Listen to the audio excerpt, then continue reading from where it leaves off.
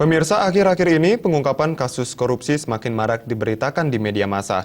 Akademisi Rais Setiabudi mengatakan maraknya kasus korupsi yang dominan dilakukan para pejabat, menunjukkan lemahnya penegakan hukum serta banyaknya peluang untuk melakukan tindakan tersebut.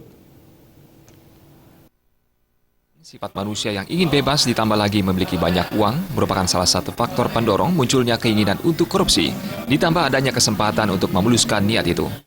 Niat dan kesempatan atau peluang korupsi biasanya dimiliki oleh pejabat, baik pejabat negara ataupun pejabat perusahaan swasta. Pejabat yang tidak berintegritas akan memanfaatkan jabatannya untuk meraup keuntungan besar selama menjabat. Biasanya, pejabat semacam ini telah memiliki perhitungan keuntungan yang bisa diperoleh selama menjabat. Mereka juga telah memperkirakan kemungkinan hukuman yang akan diterima pada kemudian hari apabila perbuatannya terendus. Rais Setiabudi menambahkan, lemahnya penegakan hukum terkait kasus korupsi, kekosongan hukum dan kontradiksi hukum menjadi penyebab koruptor tidak memiliki rasa takut dalam menggerogoti uang negara.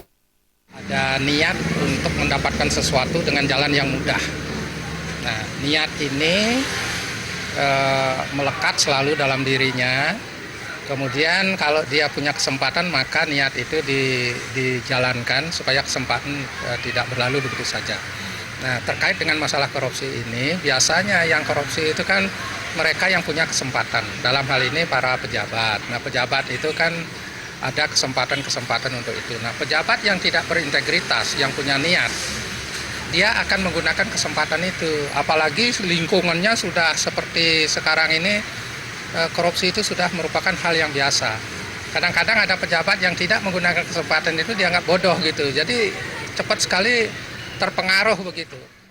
Kondisi ini tentunya sangat memprihatinkan dan mengakibatkan pendidikan hukum untuk generasi ke depan semakin buruk.